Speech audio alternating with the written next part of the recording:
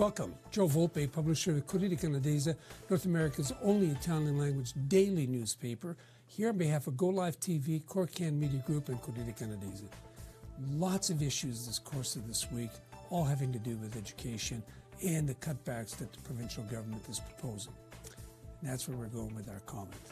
So, one of the programs is international languages. Well, here we are. It's the Ping Pong International Languages program. Toronto Catholic District School Board Chair, Maria Rizzo, reminds one of the childhood story about the little boy who cried wolf.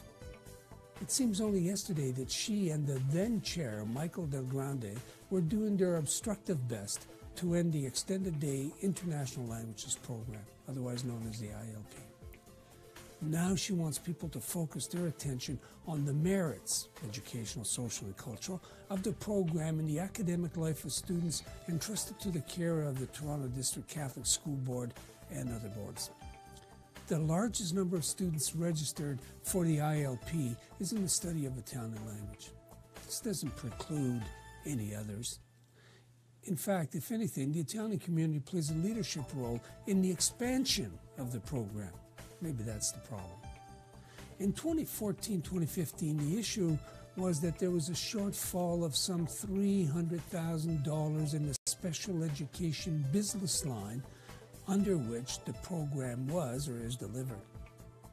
The York Region Catholic District School Board, to the north, subsequently used a similar argument in its efforts to also cut the program.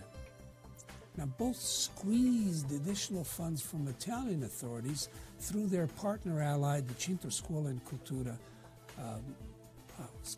commonly known as just Centro Scuola.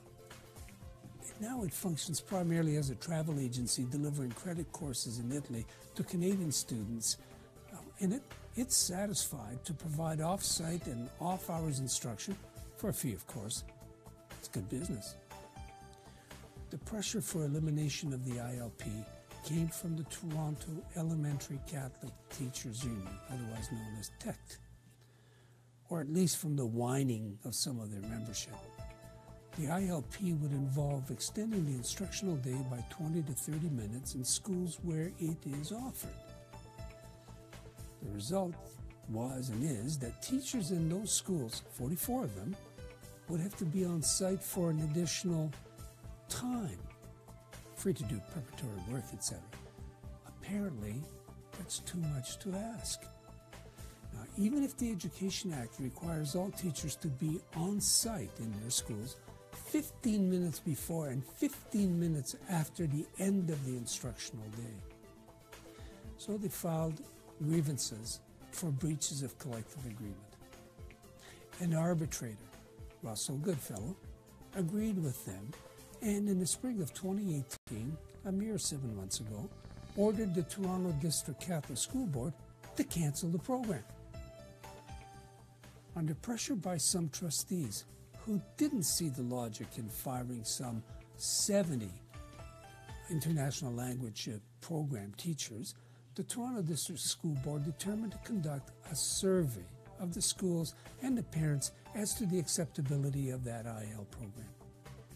Some trustees, Chair Rizzo included, were endorsed by the self-serving Toronto Elementary Catholic Teachers Union in their preparation for the ensuing election. Premier Ford, newly elected, was asked to intervene personally. He in turn engaged his minister, Lisa Thompson. They gave the program a one-year reprieve, pending the outcome of the survey and the Toronto District School Board negotiations with its myopic Elementary School Teachers Union. Now Chair Rizzo is looking for support because the Premier is threatening the elimination of the program as part of his cost-cutting agenda. The tab for that program has risen to $5.2 million. So I attended the board meeting last Thursday. Kinga Surma, an MPP from Etobicoke Centre, spoke about the merits of the program and her personal commitment to maintain it. That's encouraging. But at this stage, she may be alone in the government. Chair Rizzo, meanwhile, is not casting about for support from the Toronto Elementary Catholic Teachers Union, whose commitment to education is measured only by dollars on the clock. I used to be guided by a punch clock and a foreman when I labored in a factory. It's how my employer measured efficiency and effectiveness. Maybe the TCDSB will do the same thing with its teachers.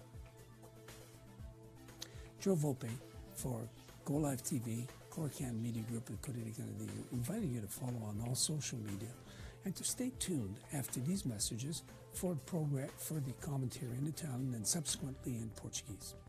Ciao.